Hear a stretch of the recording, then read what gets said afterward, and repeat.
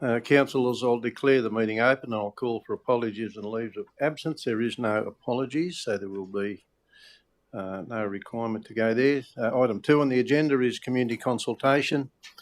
We have a number of people wishing to speak in community consultation tonight.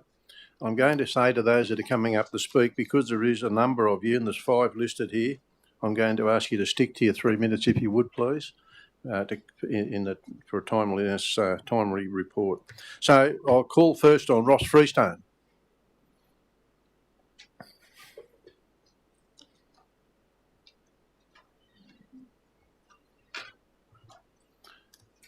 The floor is yours, Ross.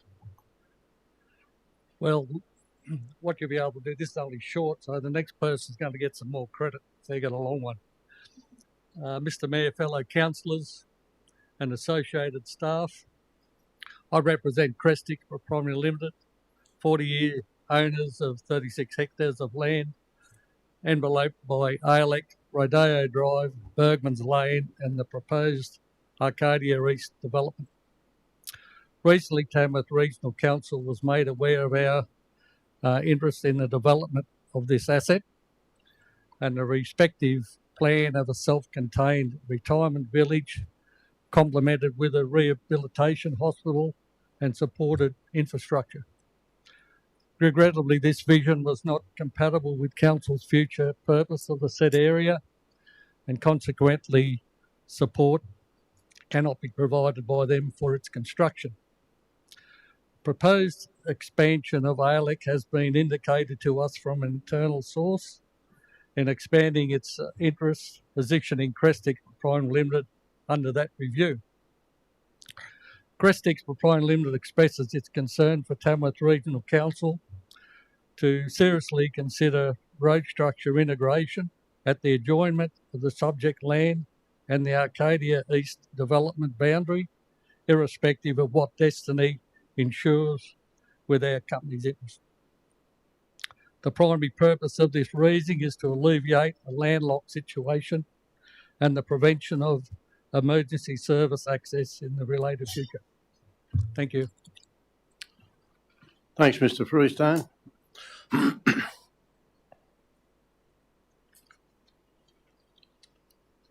I'll now call on the second speaker, Kim Turner.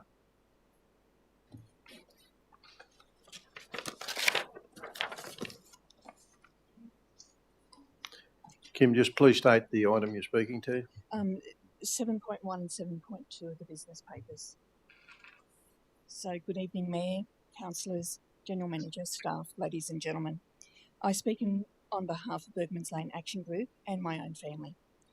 We are disappointed that our properties have not been included with the draft plans and that no consultation has occurred with Tamworth Regional Council staff despite previous approaches to Council expressing our interest in subdivision. This included my own direct approach as well as a meeting between the real estate agent and the planning department. Once our members of our action group became aware that our land was not included in the current draft plans, we met with several councillors, including the Mayor, Deputy Mayor, to make sure that you were aware of our position and to ask for advice. Following this advice, we requested a meeting with council staff, which unfortunately did not occur, and we made numerous formal submissions. Your structure plan states potential to offer a diverse range of new homes, lifestyle homes on large blocks, while the rural land strategy states continuing demand for large lots. Our area is ideal for this use. We're in the middle of the development with Rodeo Drive already having 4,000 square metre lots. Kingswood, across the road from us, will become 4,000 square metre lots, and Arcadia will have smaller lot sizes. All landowners in our section are in agreement, joining together to form Bergman's Lane Action Group. We believe we should be included with these proposals. This would bring consistency and improve visual appeal as a gateway into Tamworth. We ask that Council reconsider our section of Bergman's Lane and give consideration to future changes to lot sizes as part of their planning. Thank you for your time and for listening. Kim, I might ask you to stay at the lectern. You are also registered to speak on another matter. That was the two combined. Two together? Thank you very much. Over.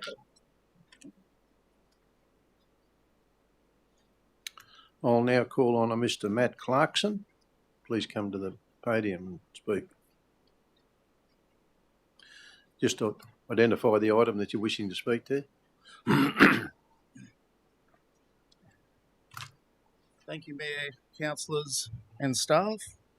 My name is Matt Clarkson. I'm a consultant town planner and I'm speaking in regard to the rural land use strategy.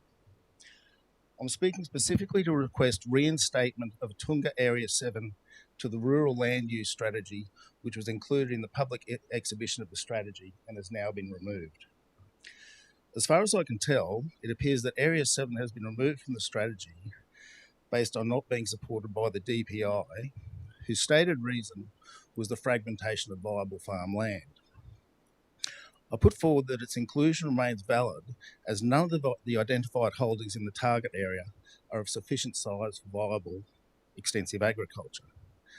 This can be seen on the holding mapping on page 265 of the annexure, and Area 7 can be seen mapped on page 269.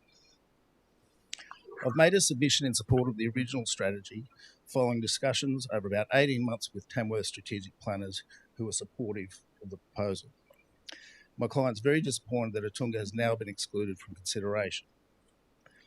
While the DPI is indeed a stakeholder, I don't think they should be treated as a more important stakeholder than council and its strategic goals, and indeed the landowners themselves. DPI's argument is they wish to avoid fragmentation of viable agricultural land, and this is undoubtedly very important. The fact is, the land originally put forward for possible rezoning to RU4 primary production is already highly fragmented. It's close to Atunga village, and it's highly suited to this original suggested rezoning. The DPI only looks at these sort of proposals through one lens, whereas town planners give consideration to all environmental, social and economic factors in preparing such a strategy. I urge you to give serious consideration to reinstating Area 7 in the strategy and continuing with your bold vision rather than dumbing down what is a very, very solid document based on the whims of government department. It's council strategy, not the DPI's. Thank you. Thank you, Mr. Clarkson. I'll now call on Jim Booth to come to the lectern and please state the item you're going to speak to.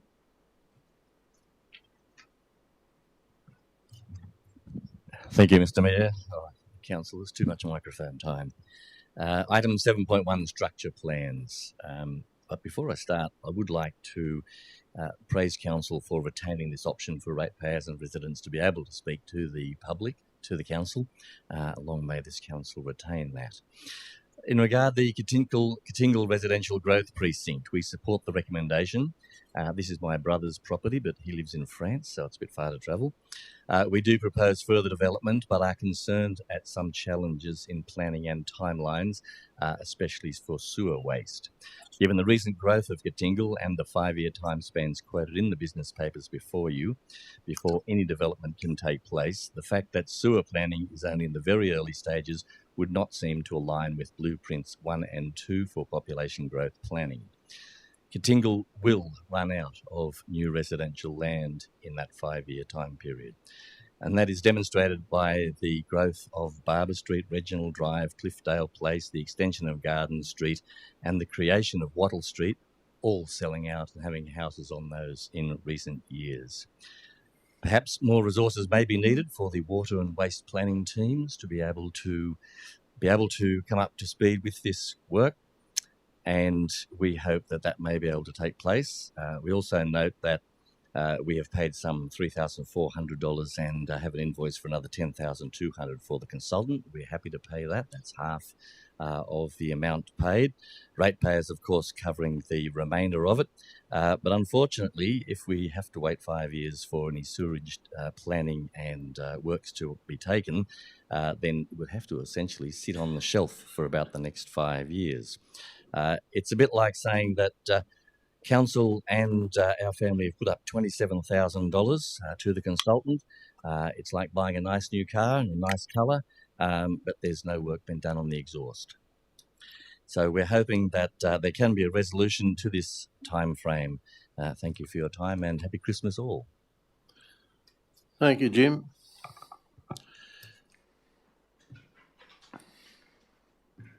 Councillors, we'll now move on with the meeting. That concludes community consultation. Could I have somebody move the minutes from the previous meeting? Councillor Mears. Councillor Mears, were you at the last meeting? Second to Councillor Brooke. Any questions? Everyone satisfied they're a true and correct record? All those in favour say aye. Carried. I'll move to item 4, disclosure of interest. Are there any items of disclosure of interest? Yes, Mr Mayor. Councillor North.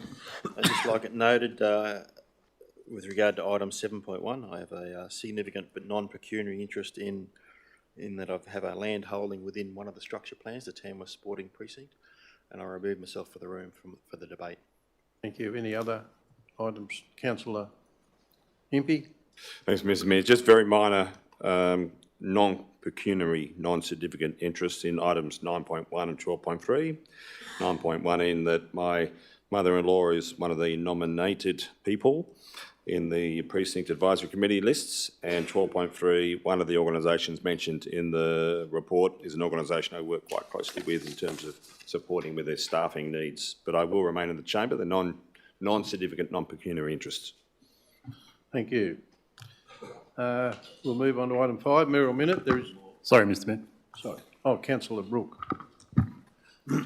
I just wanted to disclose that for item 10.3, the NCHA sponsorship, in semi-recent years I've done video production work for the NCHA.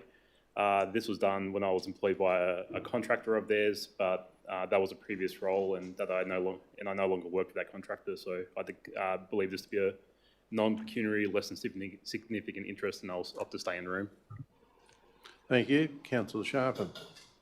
Thanks, Mr Mayor. Just a minor conflict of interest with 7.2. I've just got some property that's affected within the rural land strategy, so it's non-pecuniary, non-significant. Any further conflicts, councillors? We've got all those recorded. We'll move on to item 5, Merrill Minute. There is no Merrill Minute. We'll move straight to item 6, Notice of Motion. There are no notices of motion. Councillors, we'll move into open council reports and straight into environmental and planning. Councillors, I'm going to ask that the item 7.1 be taken out of the system today, and we defer that to a meeting in February. If I can get a seconder for that. Second to Councillor Budd. There's a reason being there's a few anomalies with that I've picked up on, and I'm just not sure which way to go on that. Therefore, I'm of the view that we need to probably have some further workshopping on that before we move forward with it. And I'll ask councillors, is anyone objecting to that? Councillor Mears.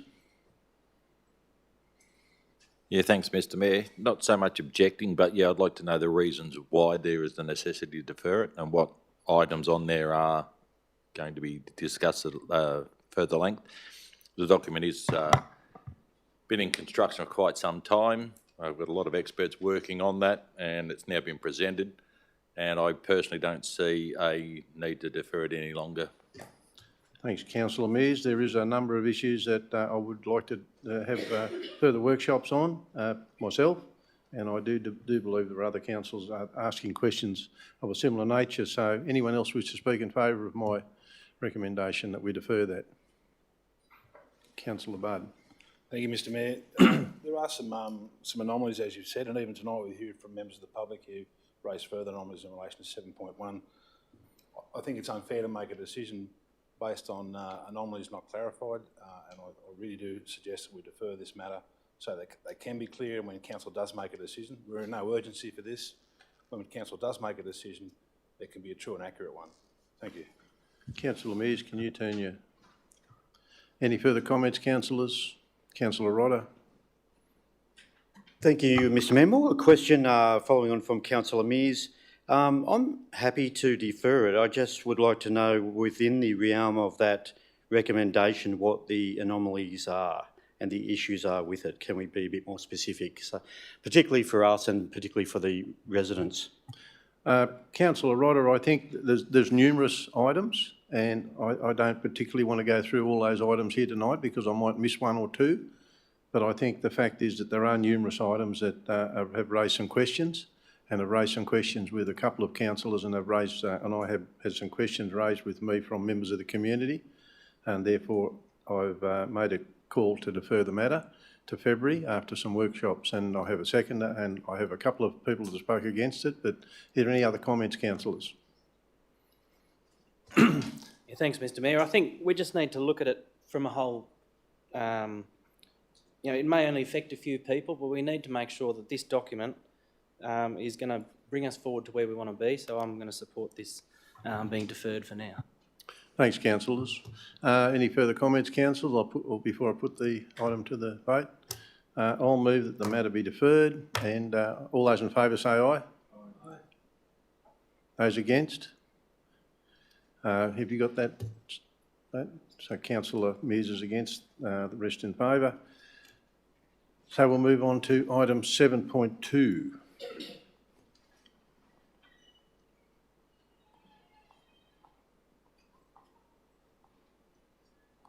I can find it.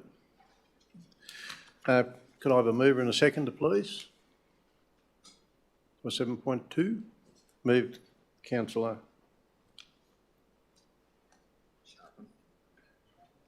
Councillor Sharpen, moved. Seconded, Councillor Budd. Councillor Sharpen, you wish to speak to that? Yeah, just a question, Mr. Mayor. One of the speakers was saying they were talking about 7.2, but I didn't actually find anything concrete about the Kingswood Bergman's Lane issue. Just want to confirm that that isn't part of it. Mr Spicer, would you like to make comment on that? That's correct. It's not part of it. Not part of it. Thank you, Mr. Mayor. In light of that, I'll reserve my right. Thanks. Anyone wish to speak against that recommendation? Anyone wish to make comment on that recommendation? Councillor Brooke.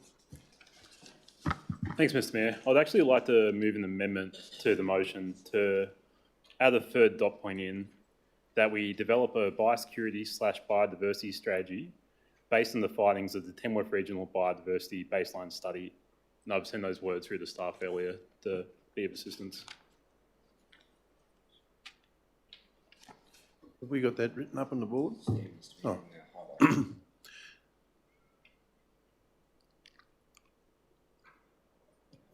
Do you have a seconder for that? Councillor Mears. You may speak to it. Thanks, Mr. Mayor. Look, I'm broadly supportive of both the intent and the contents of this strategy. A lot of work went into its development, and I'm glad to see the action items put forward as a result have pathways to introduce real tangible benefits, not just to protect but to enhance rural lands which comprise the majority of our LGA. I do have criticisms of the strategy, but they surround what's not included in the strategy's contents rather than what is included. A large focus of the strategy is targeted at preserving and enhancing the economic prosperity of rural lands, and that's entirely appropriate. That's a major section of our local economy. But it does stand out to me that in a major 93-page strategy about the management of rural lands, biosecurity, an omnipresent threat to the preservation of rural lands, comprises 4 sentences. In those 4 sentences, the importance of prioritising biosecurity is stated, and when we do already have a resolution in the books from earlier this year requesting more information about how we could better resource the work our biosecurity team does. We agree that this is a priority, but I think we can be doing more in the space. Of course, biosecurity and biodiversity are 2 sides of the same coin. On that front, what is also identified as a priority, to the point that it's an entire focus area of the strategy itself, is protecting and improving environmental, scenic and heritage values in rural areas. And the word improve is what I want to focus on there, directly quoting from the strategy. The Tamworth Regional LGA is highly valued for its attractive scenic landscapes, rich biodiversity and significant cultural heritage. These qualities contribute to our local identity and livability. As you know, Mr. Mayor, we're currently undertaking the Tamworth Regional Biodiversity Baseline Study to be able to measure what value ecologically rich lands within the LGA we have. But we have to do something with that information once we've collected it.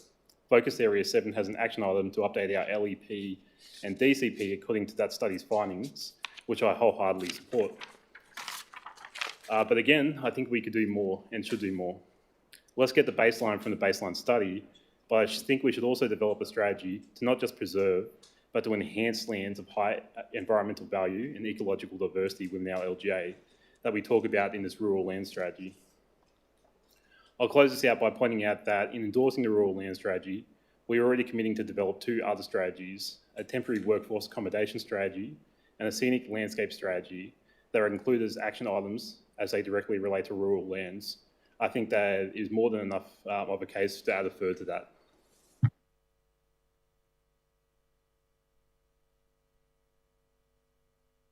I'd just like to ask a question of Andrew.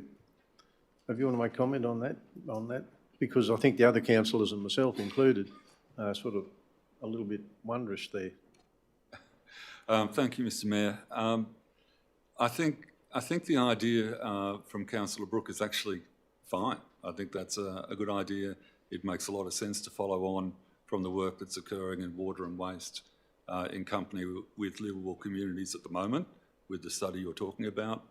And it's a natural progression in terms of equine development, talking about biosecurity and the matters around scenic landscape quality.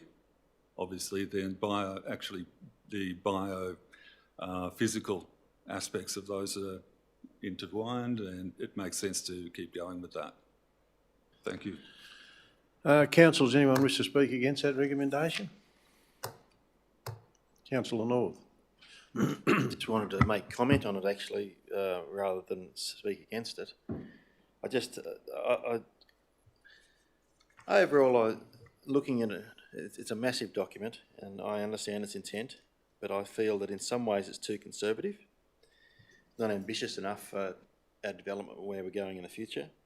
We're quarantining a lot of the fringe lands, particularly the RU4 lands, for example, and we talk about a lot of the land south of Tamworth for equine industry use, and we talk about them being up to 25 acres. To me, if you're involved in the equine industry, you need more than 25 acres, so that nullifies the use of the RU4 land for that. Most of it, particularly in those zones, couldn't sustain any of the equine industry. They're lifestyle blocks only, yet we talk about it in equine industry. So we're sort of in a quasi, we've got conflict there the way we're talking, what we're trying to do. So I have concerns about that. We're going to move forward through it, but and that works along similar lines with Area 7 that we had a speaker talk about. We are going to have massive issues with accommodation for the next 20 years, particularly the next 5 years. It's going to become a crisis in that area, probably amongst the worst in the state, I think. We currently have unemployment at 2% across the region, probably 1.5% in Tamworth. We don't have any accommodation to bring more people in. We've had growth of 8%, 5% for 2 years, yet we haven't had growth in population. So we've planned and planned this for a long time, but in essence we've planned to fail for housing because we are not winning, and I can't see how we can dig ourselves out of it in the next 3 to 5 years. And we're going on the same lines again with these strategies. So I'm concerned, and I think we really need to take a good hard look at what we're doing with these things. I think we need to revisit the housing strategy, but particularly some of these land strategies with availability. I know we have a lot of available land, but our policies and the strings and the levers we're pulling aren't working. And I know our industry is going to suffocate through it. Any business is suffocating now. We can't get people. It's a massive, massive problem, and this is just one little part of what is contributing to the problem, and I think it's only going down the same roads for the future. Further comments, councillors? Councillor Impey. Thanks, Mr. Mayor. Look, I'm really sort of formulating this in my head as I speak, really, but just in light of what one of our speakers spoke about in terms of Area 7, and it falls in line with what Councillor North has just mentioned. I guess it's...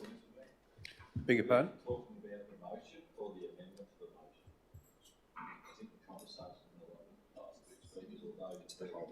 The whole motion. Are we still talking about the amendment? It's the motion now. Through you, Mr Mayor, the amendment includes the original motion, so you're speaking to everything that's included in the amendment.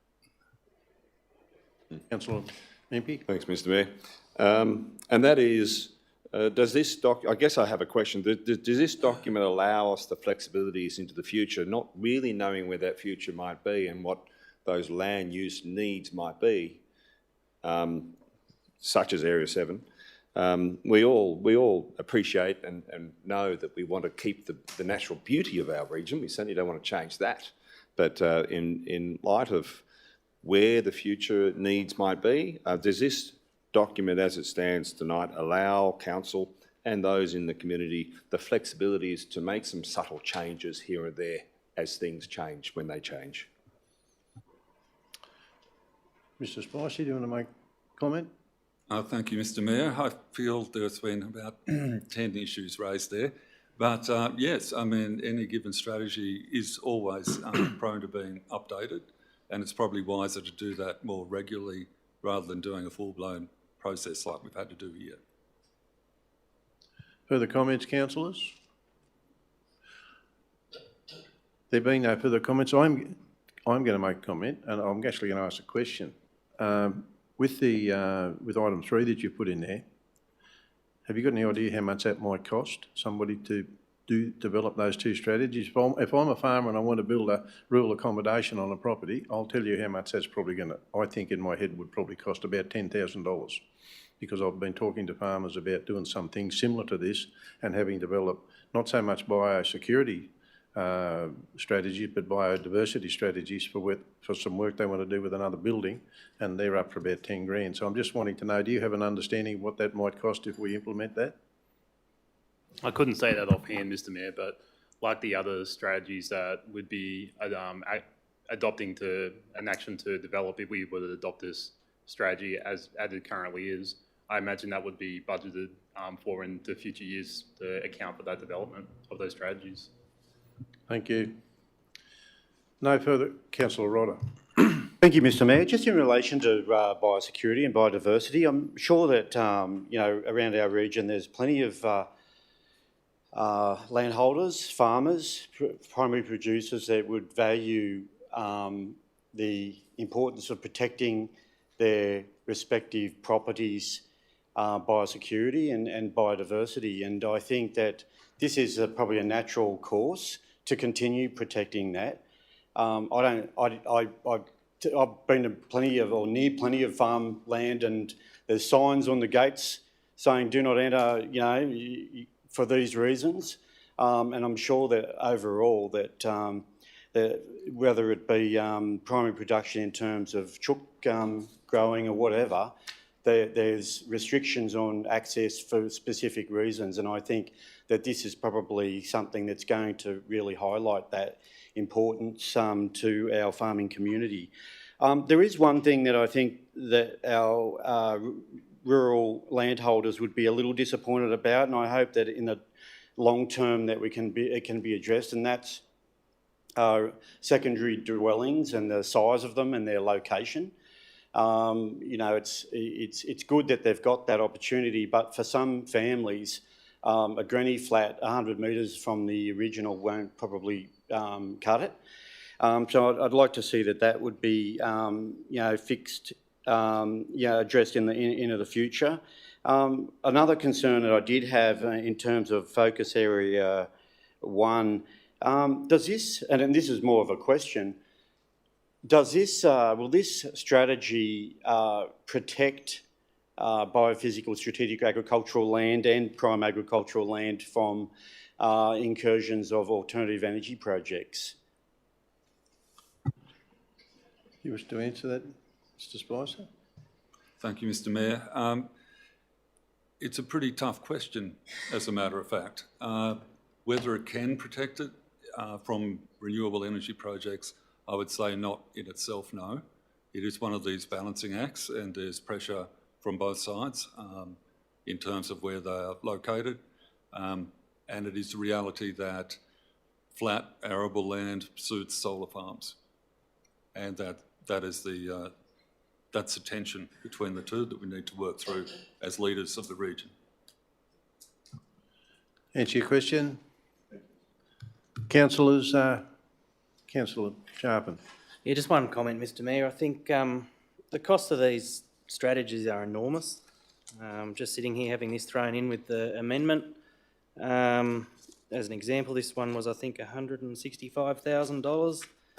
And I think to say that, particularly if it's supposed to benefit farmers, I think they know their biodiversity. We've got a current study being done, so I'll actually be voting against this amendment. Further comments, councillors? There being no further comments, I'll put the recommendation with the 3 points. All those in favour, say aye. Put your hand up. Those against? 3 against. Amendment becomes the motion. Pardon? The amendment becomes the motion. The amendment is now the motion. I'm now going to put the motion. Is there any more speakers? Sorry, councillors? No. I'll put the motion with the amendment included. All those in favour? Those against? 3 against. Councillors will now move to, that'll be carried, sorry. We'll now move to 8.1, Traffic Transport Forum. Could I have a mover? Move Councillor Budd, seconded Councillor Sharpen. Do you want to speak to that, Councillor Budd? Thank you, Mr. Mayor. The reports attached from the Tamworth Transport Forum are in many cases retrospective of events that have already happened, and they come before us for the record. An interesting piece of information that will come forward in our next meeting, but the event will also be over after that, is the festival, where it looks like we'll have a 5 to 6 day period in Burke Street, if I'm correct, Mr. Ross, where between Brisbane and Burke Street there will be a closure of those roads there. It's been widely consulted with the community and it's been well supported, and that's another initiative to brighten our festival up, and look forward to that happening. Thank you. Anyone wish to speak against that recommendation in 8.1? Any further comments on 8.1? Councillor Sharpen. Just a brief comment, just to congratulate Mr. Ross in actually getting the funding for that. I believe it was $333,333 and the 33 cents. And that'll go really well to activate that second block in during country music. Thank you, councillors. There being no further comments, I'll put the recommendation. All those in favour say aye, raising their hands. Carried unanimously. We'll move to 8.2. Councillor Sharpen. Yeah, Mr. Mayor. Sorry, Mr. Mayor, if I could move that with option number 3. Do I have a seconder, please? Councillor Budd. You wish to speak to that, Councillor Sharpen? Yes, thanks, Mr. Mayor. I'll just go through a couple of things of why I've decided to go on option 3. You know, I thank the staff for the work they've done in getting this passed, but I sort of look at the cost of what it would do, of what it would be to actually get an installation of some sort of commercial activity up there, whether it be a hairdresser, a daycare centre, a little mechanic shop, whatever it may be. It's not that it's going to cost the ratepayers any more if we leave it as option 1. The fact is they won't happen. It would just be unviable. If we go with the peer-reviewed paper that we received, they just picked a number somehow out of the sky of 8 ETs of water and 6 ETs of sewer. And the difference, going with option 3, will mean those the mums and dads that want to actually start a business, the difference will be $80,000 to $100,000. The installation's already there. The ablutions that head down those sewer pipes would be coming from there. They would be coming from the house. It's not putting any extra load on the system. But it makes those, Arcadia particularly and Hills Plains, keeping people in the area for being able to have their hairdressers, their little shops. I'll give you an example of when I lived up in Brisbane. I lived in a place called Oxley, and every Friday night we'd go and walk down to the local shop and get, there was a little Chinese restaurant, Pizza Haven and a hairdresser. That sort of thing can't exist if we have these massive charges, because it just won't be viable for businesses to do it. And so if I can indulge my fellow councillors, that's why I'm moving this option. Councillors, anyone speaking up opposing that recommendation? Councillor Mears. Yeah, thank you, Mr Mayor. I'd much prefer to take my advice from our directorates. They are the experts in this field and they've been warning us for quite some time as option 3 is certainly not the right way to go. I want to be clear that option 1 is the only option before us that's lawful, defensible, equitable and financially responsible. For that reason, it's the only option I can support. Option 1 maintains existing charges and prescribed methodology. That methodology is fully compliant with the New South Wales Government regulation and its assurance framework, defensible under the Act, and grounded in long-established principle that growth must pay for growth. It ensures infrastructure costs are recovered from the development, creates the demand, reflects real service costs, protects existing residents and customers and avoids cross-subsidisation. This is sound policy and sound governance. By contrast, options 2 and 3 introduce unacceptable risk. Option 2 proposes the uniform non-residential charge-through agglomeration.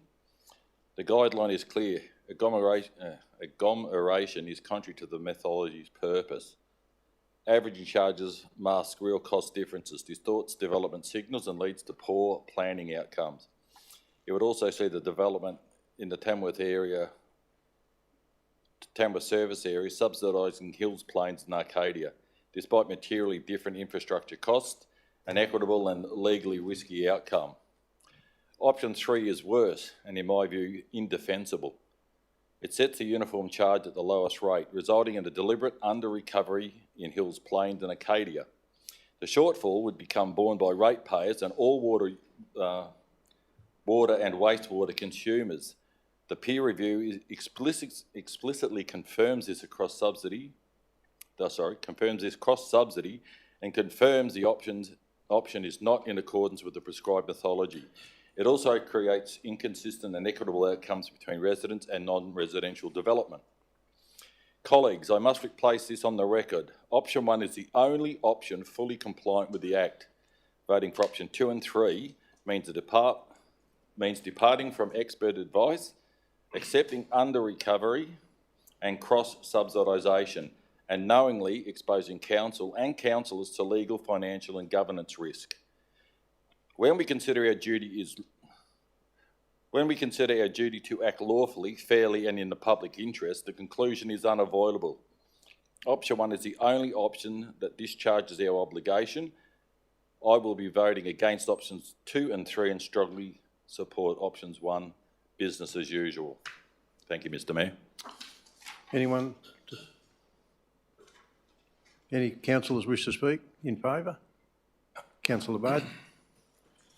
Thank you, Mr Mayor. It's important for the community to know that this is about non-residential developments as opposed to residential. It's about those commercial applications that come before us.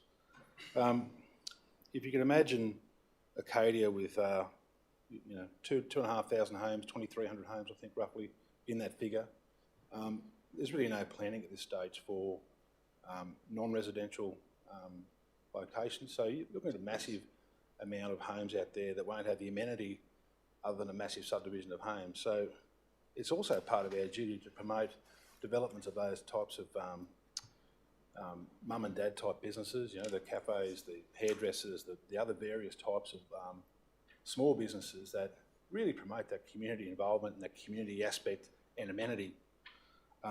What option 3 does is it provides equity across the board. It provides an opportunity for everybody to benefit from this. And I've heard it widely spoken and reported that this only benefits the developers. This in no way benefits any developers. Developers do the infrastructure and it's done. We're talking about the connection between the infrastructure and the residents. For example, childcare facilities. 2,500 homes, where are our childcare facilities going to be within that estate? We need to be able to promote and make it viable for those business-minded folk that want to do that. And for that reason, I'll be promoting option 3. Thank you. Speaking against, yes. Thanks, Mr Mayor. I'll be speaking against the amendment. I'm not in support of option 3. Just want to recognise what Councillor Mears mentioned around the legalities, but I want to draw people's attention to an important document that we already have that's called Strategic Long-Term Financial Plan. where we have forecasted long term how we maintain our assets and look after our water and sewer assets. And the mechanism that we use to recover the revenue to be able to maintain that is factored in completely in what option 1 already is. To consider another option would be to change the mechanism, which would mean there would be a gap. That gap would have to fall somewhere. The cost to upgrade infrastructure doesn't just disappear. The long term, we need to maintain our assets, and that cost has to come from somewhere. Our long-term financial plan recognises that that cost will come from developer charges in that instance, and if we're not recouping it from there, then it has to fall somewhere. And as the peer review has come back, as staff recommendations have identified, that cost will come as a cross-subsidy shared by residents across the entire region. I agree that council has a role to promote development, but not at the cost of all residents across the region to promote certain areas. I think that we need to pay homage and respect to the current financial plan that we have. We're on an upward trajectory. We're actually talking around maintaining our assets better than we ever have before. The plan is working. I would not support any option that deviates away from that. I could not support option 3, as I am in full support of the option as written in the business paper. Further speaking for, in favour? Councillor Impey. Thanks, Mr. Mayor. Sometimes councils need to be quite brave and bold in what they determine now so that the future can look more rosy for everybody. I support option 3 because in years to come, the opportunities created through option 3 will provide an incentive not only for developers but also for mum and dad investors and people who would like to set up small businesses in new growth areas of our region, the opportunity to do so, such as Arcadia and Hills Plains. What we want to avoid is in 15, 10 years' time, where people are happily living out in areas such as Arcadia, but they need to drive further to go to the local butcher, the local GP, the local dentist even, and other essential services that are non-government services. So the decision that I am supporting tonight is with one eye very closely on the future, but also an eye on the present to ensure that we create and facilitate the environment that allows for growth of businesses to support the growth of residential need into the future. Further speakers, councillors? Councillor Rodder. Thank you, Mr. Mayor. Speaking against option 3, and I reckon it's bull to say that for a moment that we're going to stop enterprise and businesses won't be attracted. We're talking 5 minutes away. This subdivision is 5 minutes away. We're talking about ensuring that all of the ratepayers are not apportioned with the expense from actually transferring the burden of infrastructure works from the developer to the ratepayer, and that's what we're actually looking at doing here. And I believe if as councillors we support anything but option 1, then I believe we are being grossly negligent to our residents who have just endured 2 rate increases plus fees and charges increases as well, and continue to suffer the impacts of cost of living. Furthermore, we have a budget black hole that we are going to try and fill with asset sales, and yet here we are considering giving additional subsidies to developers at the expense of our residents and ratepayers. And I think we can dress this up all we like in quaint terms, that we're here supporting small mum and dad investors, but it will be an expense apportioned to all ratepayers rather than developers, and this is plainly wrong. Further comments, councillors? Councillor Rook. Thanks, Mr. Mayor. Just a quick procedural point that I'd like to foreshadow a motion, but also seeking a point of clarification. I believe the mover stated that this wouldn't come at any cost to residents, but wouldn't that be contradictory with the report which has, and I quote, a cross subsidy from ratepayers will be required to fund the gap in non-residential developments. Yes. Councillor Book, there's no foreshadowed motions anymore, so you can't foreshadow that. You can actually say that you have an intent to move a new motion if this motion is defeated, but you can't actually register that under the new Code of Meeting Practice. There are no foreshadowed motions. Doesn't that come into effect from the start of next year though? No. No. Okay, I'll state that then. But yeah, still the point of clarification about the contradictory statement. Well, I believe might be a contradictory statement with the what's written in the report. It's not my report, Mr. Wright. I can't answer that question, Councillor Brooke. I'm not too sure that there's three options. The councillors have spoken for and against one particular option. I don't think there's any contradictions there. Okay, I'll just briefly talk against the motion. All the arguments I made when this first came before us in August remain the same. I believe developers should be chipping in more to facilities on these new greenfield development areas that they are going to be profiting from. In our own housing strategy, we stress the need to increase density via infill development instead of just continuing urban sprawl. And if we do this for commercial developers, residential developers are no doubt going to be wanting and probably expect to have their charges lowered next. But despite staff recommending not to making any changes to commercial developer charges, warning that alternative charging methodologies weren't compliant with the New South Wales government guidelines, and it would be uncertain how we defend these charges if challenged, and further warning that a shortfall from reducing charges on developers would have to be subsidised by water and sewer rates paid by residents across the entire LGA. Here we are again supporting option 3, which personally I think is the worst of the 3 options. So I'll be supporting, won't be supporting this motion, but I would be supporting option 1. Councillors, you've all spoken, and if Matt wants to, oh sorry, Councillor North. I think you're just like the Deputy Mayor who seems to forget me sometimes. Sorry. I've spent a lot of time on this. I've really toed and froed on it and tried to do as much research as I can. I had a good phone call with Councillor Sutherland last night. He was very good enough to discuss it with me and went into depth on that. I'm very pro-business and long-term strategy. I to and I fro. I understand the economics of council and the water fund, the sewer fund, and what we're trying to do, how we're trying to build for the future. I'm also aware of the infrastructure, the private infrastructure we're trying to entice and what we're trying to do for the region. I look at Arcadia, I look at the Forest Hills area, northeast of Tamworth, and what we're trying to do there. I've seen childcare centres come before us and the issues it's caused with residents nearby, but also the issues that they face in trying to build the centres and the costs involved, and it's getting extreme. I'd probably cite childcare centres rather than the mums and dads' small businesses as a major concern for me. It is something that we just almost can't get enough of building in this area.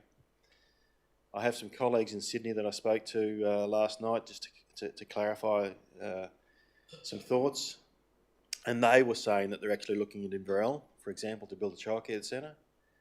They've discounted Tamworth because of the costs. If they build in the city centre, the real estate's too expensive. They may save on the developer charges. If they build outside at Forest Hills or Arcadia, for example, the developer charges start to overcompensate for that. So the result is they move on to Inverell. And this is exactly what some of the councillors are saying here. Regardless of what views are on not happening, that's the developers or business owners will go where the best opportunity and where the dollars and cents make sense. If we're not going to entice them here to service our people, I think that's a bigger issue.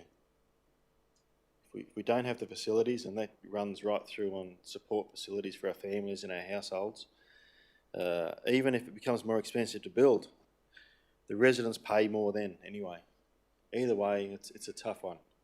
So given everything I've looked into and I've toed and froed, I'll be deciding to support option 3 with this.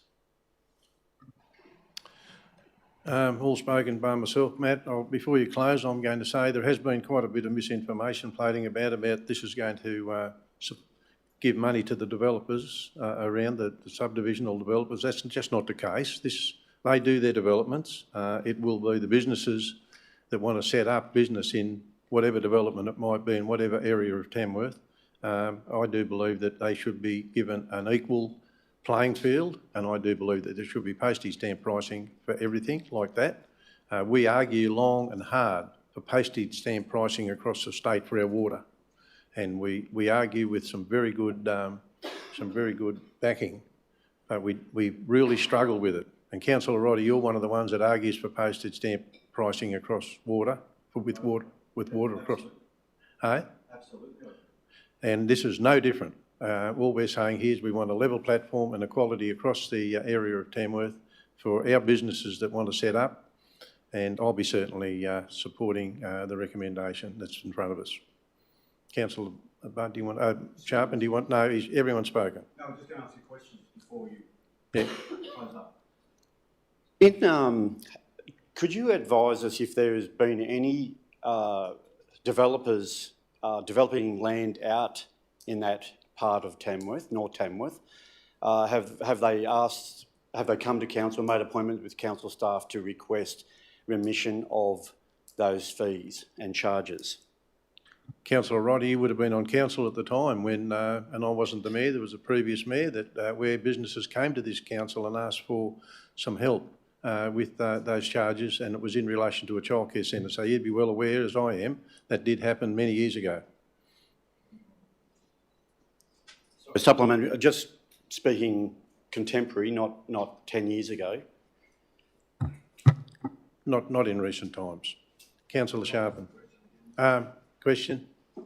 Yeah, thank you, Mr Mayor. Just on your last comment, I do agree that in state water we should have postage stamp pricing, but if we're going to bring it in across the electorate, when are we going to do it for rates or everything else that residents pay for? And I'd also like to support Councillor Brooks' request is to, can someone answer what the difference is in the two options? Is that cost being passed on to other residents or is it not? I'm not an expert. I'm reading what the submission said. We had the same from our directorates. Half the councillors here believe that that is the case and the other half believe it's not the case. So what is the answer to that question? Is this going to cost residents and or developers out or inside Tamworth more to support the developers outside of Tamworth? Councillor Mears, I'm not sure that there is an answer to that at this point in time, and if there is an extra cost into the future, it will be a long time away. You can. Thank you, Mr Mayor. Councillors, the report clearly states that if the council elects to either option 2 or option 3, then that will increase the level of cross subsidy that between residents who are water and sewer customers and developers. That's fact. So, councillors, we've all spoken. Councillor Sharpen, did you want to close the debate? I think we've all had our say. I think we'll put it to the vote if that's right. So, councillors, I'll ask all those in favour of the recommendation in front of us with option 3, say aye. 5. Those against? 4. Carried. Staff, did you get that? Get those names and numbers? Yeah, thank you. Councillors, we'll now move on to item 9.1, Governance Strategy and Finance. Could I have a mover and a seconder, please? Move Councillor Ron Brooke, second to Councillor Sharpen. Councillor Brooke, do you wish to speak to that? Yes, I would, Mr Mayor. I'm pretty happy about the response we've seen from members of the committee for these committees, both in terms of the people who have put their hand up to serve directly and generally the response and enthusiasm I've seen regarding these committees being forthcoming. It's obviously disappointing to see that we still have vacant spots to fill on some of these committees. However, I think that it needs to be kept in mind here that these committees are going to go through a phase of trial and error while community and council alike find their place and how these committees can contribute to the strategic planning of council's operations outside of Tamworth City. Figuring out the voice of these committees is going to need to be a collaborative effort between council, councillors, committee members, and the communities they represent for these committees to be successful. Do note that the recommendation includes a further EOI be sent out next year. And that aside, my hope is that after this initial term, the outlying communities in our regions will be engaged in and hopefully seeing the success of these committees and will be more likely to put their hands up and get involved next time around as well. I also wanted to take a moment to acknowledge the youth application by Youth Councillor Blyton on the Contingal Moonbi Bendemeer Committee, who, as the name suggests, is also currently serving as a member of the Youth Council. I'm very happy to see a youth member showing interest in these committees, but I have to say from my experience on working with him on the Youth Council, I'm not surprised at all that it's Councillor Blyton, as he's consistently shown strong interest in council affairs and improving his community.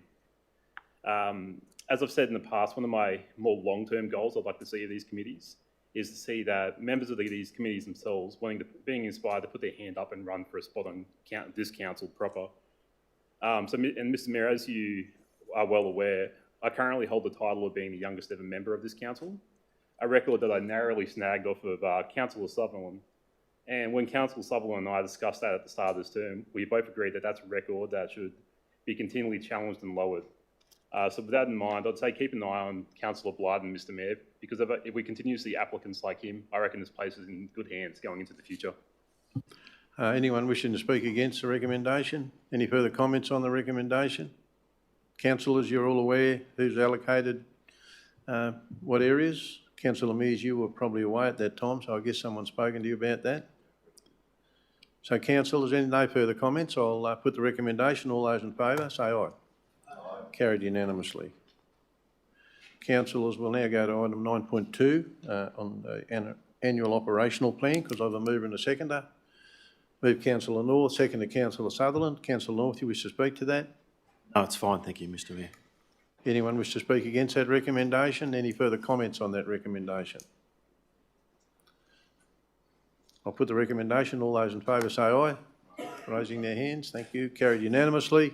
We'll move to 9.3, council investments. Could I have a mover and a seconder? Councillor Impey, seconded Councillor Sharpen. Councillor Impey wishes to speak to that? Thanks, Mr. Mayor. Anyone wish to speak against that report? Any questions? Any further comments? I'll put the recommendation. All those in favour say aye. Aye. Carried unanimously. We'll go to 9.4. Annual operational plan budget variation. Could I have a mover and a seconder? Move Councillor Sutherland, seconded Councillor Impey. Councillor Sutherland, you wish to speak to that? No, Mr. Anyone wish to speak against that recommendation? Any questions? Any comments? I'll put the recommendation. All those in favour say aye. Carried unanimously. We'll now move to community services. Item 10.1. Could I have a mover and a seconder? Move Councillor Sutherland, seconded Councillor Brooke. Councillor Sutherland, do you wish to speak to that? Yeah, just briefly, please, Mr. Mayor, and just to highlight out the recommendation in the minutes around the supporting of the sculpture by Adam Humphries. I had a really good conversation in the committee around the work that Adam's created, magnificent pieces all across the country. To have a sculpture like that at the ALEC would be a significant piece, a real draw card. I think supporting the fundraising efforts in principle is a great idea. Obviously, can be able to generate that income from external funds, but to be able to fundraise locally in a region, but even across the country, is going to be a massive effort. And I think it will be, if we're able to achieve the outcome that we're after, I think it will be a great investment in the arts and cultural community, but also drawing more attention to the ALEC, celebrating the wonderful work of Adam Humphries himself. Thank you.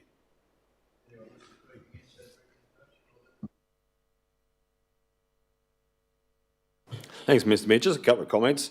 First of all, I agree with Councillor Sutherland that the support of the Adam Humphries horse sculpture in terms of endeavouring to raise some funds through grants and other sources is a good sound thinking. And I say that because outdoor art, and indeed art in general, provides the community to have a personality. When visitors come to Tamworth and our region, they look at outdoor art. We've only got to see and hear of how many people have driven up to Barraba to look at the silo art up there, and as well as the other art that we have scattered around our community. In fact, last Friday night, Councillors Brooke and North and I attended the opening of a new exhibition on Friday night, and the atmosphere of that evening was very electric, was very energised. There were a lot of people there. In fact, the art gallery was pumping, it was full. And it highlighted to me that we have a beating heart in our community that is the arts, and it's important that we support the arts to give our community that personality that it needs to attract visitors, to attract people to live here, and to give it that real oomph of a place that's great to live at, or great to live in. Thanks, Mr. Mayor. Further comments? There being no further comments, I'll put the recommendation. All those in favour say aye. Aye. Carried unanimously. I'll move straight to 10.2, Central Northern Library. Moving to second, I move Councillor North, second to Councillor Brooke. Can we speak to that, Councillor North? I will, thank you, Mr. Mayor. I'm very happy to speak to this report and recommend it being carried or voted yes for. I'd just like to highlight a few wonderful things that Central North Library does, and it's based here out of Tamworth, and I think we basically run it, foster it, and we as a result it serves as exchange of books all the way to Uralla, out to Bingara, so a lot of the smaller councils, Werris Creek down there, and all the way out to Narrabri. And sitting in on this meeting is it's always a wonderful, positive meeting. You see the joy and the energy that the librarians bring and their support staff, and the councillors that come along as well. So it's a great meeting. Just a few little reasons to join up with your local library. You can get British papers online, for example. Do any research you like through that. Sydney Morning Herald, any day of the week you can go and read the Sydney Morning Herald for free online through the libraries, as well as hundreds of other benefits just through the use of books but to exchange the books for these smaller libraries, I think is a wonderful thing that we help foster and develop. Noting this is all about their budget and endorsing it for next year. Over 8 years, their costs have gone up 5.43%. Over 8 years, not every year, over 8 years. So I think that's wonderful constraint or management to be able to keep your costs in line with that while still offering a fantastic service. It's going up a little bit more this year than previous years, but over the 8 years, I think that's a wonderful achievement. I think it's to be commended to staff with the job they're doing. Further comments, councillors? Councillor Impey. Thanks, Mr. Mayor. Look, I'd like to thank our manager of learning communities for this report, because it enlightened me on how exciting the libraries across our region are, and extending beyond our region, of course, into, as Councillor North mentioned, into Narrabri, Walker, Uralla, Liverpool Plains and Guida. Just a few notable stats that really tickled my fancy. The number of ebooks that were borrowed across that network of libraries totaled 53,659, Mr. Mayor. What is an ebook? I had to ask that question myself. It's a digital audio-only vision of a book. It allows users to listen to books on the go without physical media. So when we see people walking around where they're listening to something with an earpiece and they might have their phone in their pocket, they're actually listening to ebooks that were borrowed from our libraries. Some other really notable and exciting data from that report. The most popular fiction title for 24-25 was a book called Confessions of the Dead by James Patterson. I wonder what sort of confessions they were. Perhaps people were looking at what Tamworth might look like in 10 years' time as it grows and flourishes and thrives and prospers. The most popular non-fiction title, The Widow of Walker, a true story of love, lies and murder in a small country town. I hope that doesn't happen too often. And these figures are astounding. The number of people who complete digital literacy training. Now, I thought automatically of people maybe my age and older, who really don't understand a lot of digital literacy, unlike some of my other councillors who are very abreast with digital literacy. But there were 340 sessions, 3,506 attendees. The number of programs run in those libraries, 2,823 different events, Mr Mayor. Talk about bringing community together. And 34,000 attendees. So some wonderful information in that and very exciting information in that report. Thanks, Mr Mayor. Councillors, any further comments? I'll put the recommendation. All those in favour say aye. Carried unanimously. We'll move to 10.3. Could I have a mover and a seconder, please? Move Councillor Budd, seconder Councillor North. Councillor Budd, you wish to speak to that? Just briefly, Mr Mayor, thank you. Once again, a fantastic proposal for our fantastic infrastructure and indeed our community. Just to look at the projected return from this annual event at Tamworth, almost $12 million into our community. It's phenomenal. It's just so much healthier for all of our community to experience and to gain benefit out of it. So I commend the motion, Mr Mayor. Anyone wish to speak against the recommendation? Further comments on the recommendation? Councillor North. I'd just like to back up Councillor Budd's comments. It's, the futurity brings buzz and energy to town, actually. So, but the return on investment is fantastic. It's great to see we're investing in these events. We've got the infrastructure, but to support such a strong event, particularly going forward, given things that are happening with the Olympics in Brisbane and Toowoomba's build, we've got to support these events and the holders of it, to make sure that we have this wonderful relationship with them and to move forward and move our region forward. Thank you. Further comments, councillors? Councillor Impey. Thanks, Mr Mayor. You know I love a stat, a bit of data. 700 plus competitors and 15,000 plus spectators over that event, the days that the event is running. And for just, when I say just 15,000, 15,000 is 15,000, isn't it? No matter how you look at it. But it's certainly a very nice return into our community to support people who are involved in that area and also to ensure that we continue our quest to become the regional events capital of Australia, Mr Mayor. As we do further comments, councillors, I'll put the recommendation. All those in favour say aye. Carried unanimously. Councillor Mears, are you supporting that? Yeah. Councillors, that brings us to the end of open council. I'm going to ask the General Manager, has anyone asked or requested any items in closed council be brought forward? No, Mr Mayor. Is there anyone in the gallery wishes any of the items in closed to be brought forward? No, so I'll call for a motion to move into Councillor Rodder. Look, I would like to request that we consider moving items 12.5 and 12.9 into open council. That is a proposed sale of 87 to 93 Brisbane Street, East Tamworth, known as the old Mechanics Institute building, and the sale of properties at 123 and 161 New Winton Road, Westdale.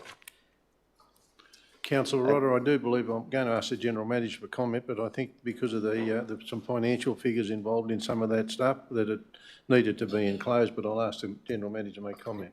Through Mr Mayor, it's really a matter for the councillors, but the reason obviously the staff have put that into closed is to ensure the council gets the best price for those assets should council resolve to sell them.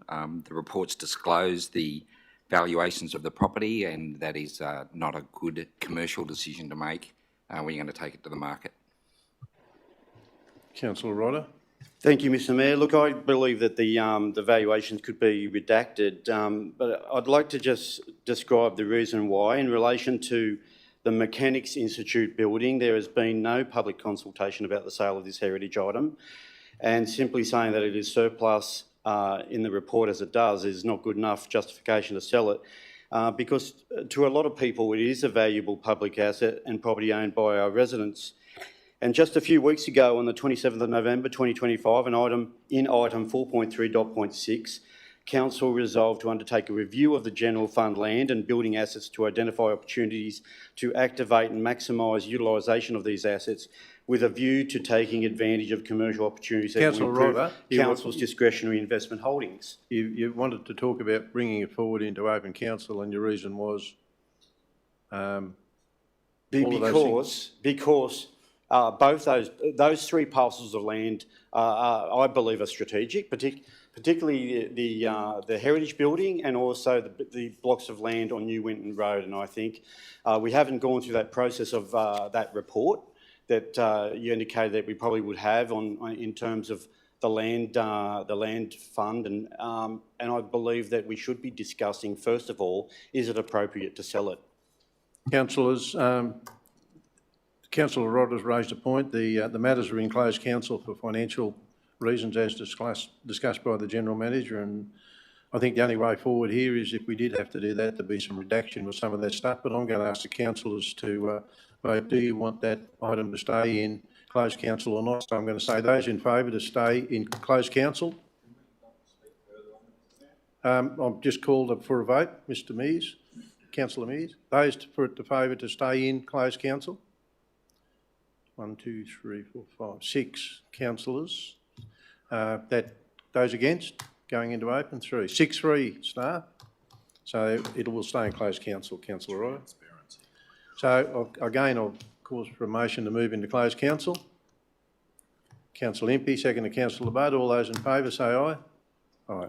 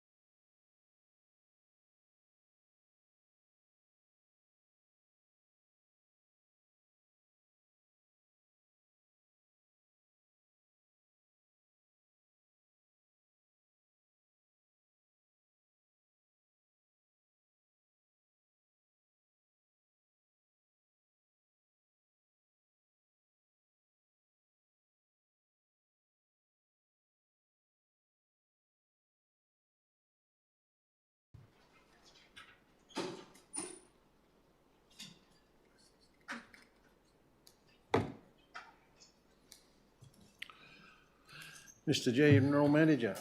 Thank you, Mr Mayor. Councillors, tonight in closed council, you considered 12 items of business.